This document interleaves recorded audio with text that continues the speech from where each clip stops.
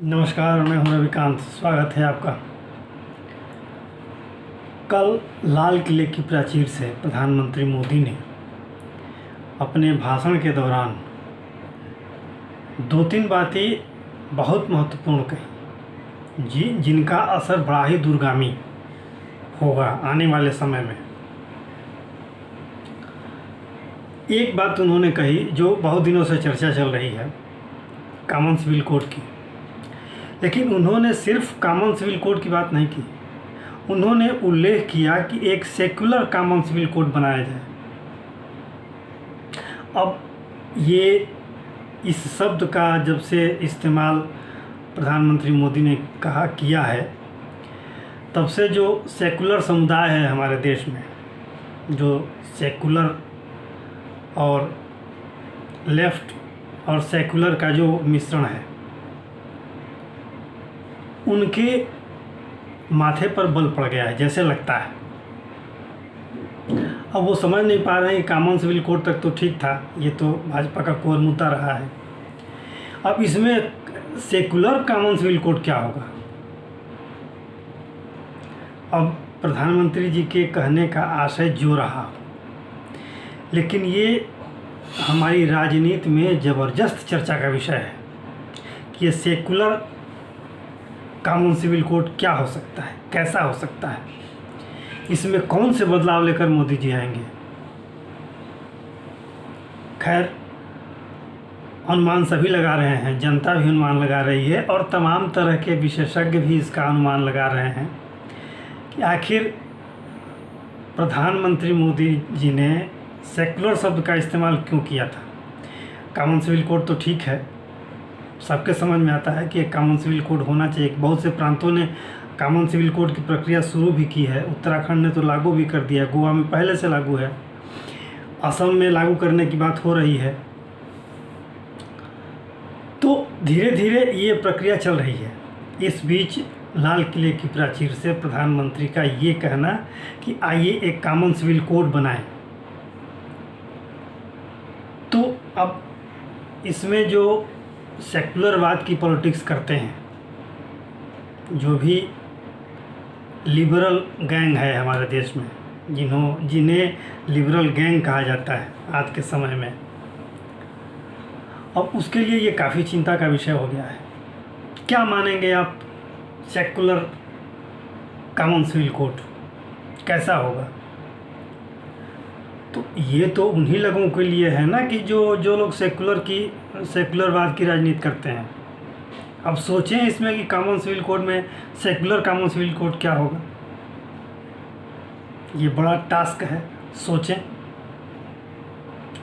दूसरी बड़ी महत्वपूर्ण बात प्रधानमंत्री मोदी ने किया, जिसकी चर्चा मैं करने जा रहा हूँ आपको, वो है 1 लाख युवाओं को राजनीति में आने का आह्वान। 1 लाख वो युवा जिनकी पृष्ठभूमि राजनीति से न हो, माने जिसके परिवार में या कोई निकट संबंध में कोई व्यक्ति राजनीति में न रहा हो, ऐसे युवाओं को राजनीति में ले आने का आह्वान ये अगले 5 से 7 वर्षों में, जब से ये क्रियान्वित होगा, तब से लेकर के अगले 5 से 7 वर्षों में ये भारतीय राजनीति की दशा और दिशा दोनों बदल देगा।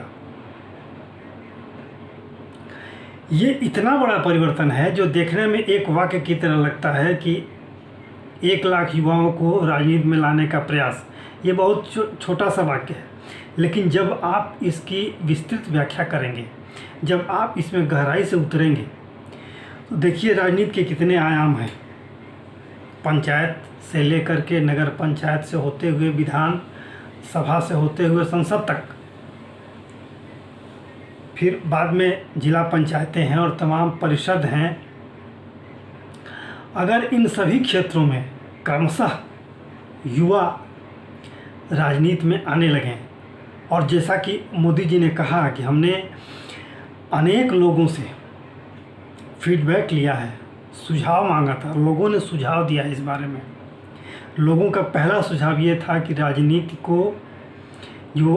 के अंदर जो वंशवाद है, जातिवाद है, उसको ख़त्म किया जाए, जिससे देश का और समाज का राजनीतिक उत्थान हो। और ये जान लीजिए कि जब 1 लाख युवा सीधे तौर पर राजनीति में आएंगे, निश्चित है कि ऐसा प्रयास होगा और भाजपा की तरफ से होगा। भाजपा के सहयोगी दल भी अगर सहमत होंगे तो वो ऐसा करेंगे। और प्रधानमंत्री मोदी ने ये भी कहा कि ज़रूरी नहीं है कि किसी एक दल के साथ जुड़े, किसी भी दल में वो प्रयास कर सकते हैं, जो उनके सोच के मुताबिक जो दल अच्छा लगे उस दल के लिए वो राजनीति कर सकते हैं। अब सोचिए, जो पार्टियां वंशवाद से प्रेरित हैं, जो पार्टियां जातिवाद से प्रेरित हैं, जिनका मूल आधार ही, जिनका मूल वोट बैंक ही जातिवाद से प्रेरित है, या जो पार्टियां खुद किसी न किसी जाति से प्रेरित हैं, उन्हीं जातियों के आधार पर वो जिंदा है। और जो पार्टियां सिर्फ एक वंश के द्वारा, एक परिवार के द्वारा पोषित हैं, उस पार्टी का अगर सार तत्व ले लें तो बस यही है कि ये फलां परिवार की पार्टी है, ये फलां जाति की पार्टी है। यही कहा जाता है ना कि ये पार्टी फलां जाति की है, ये पार्टी फलां परिवार की है। लेकिन जब 1 लाख युवाओं का आह्वान करेंगे मोदी, तो वो 1 लाख युवा कहाँ जाएंगे, किससे जुड़ेंगे? इसका उत्तर निसंदेह एक ही है, और वो आप सबको पता है। लेकिन जब ये आह्वान होगा और जब युवा बेझिझक राजनीति में आना चाहेंगे, तो वो पार्टी तो स्वागत करेगी ही सबसे पहले जिसने इस बात का आह्वान किया है। तो निश्चित रूप से ये युवाओं के लिए, समाज के लिए और देश के लिए एक बहुत बड़ा कदम होगा, और राजनीति में जो एक बुरे राजनीतिक कैनवस को बदल देगा, राजनीति के पूरे परिदृश्य को ही बदल देगा। तो ये, और जो लोग कहते हैं ना कि फलां पार्टी ने ऐसा किया, फलां पार्टी ने, फलां गवर्नमेंट ने ऐसा किया, मोदी ने ऐसा किया, योगी ने ऐसा किया।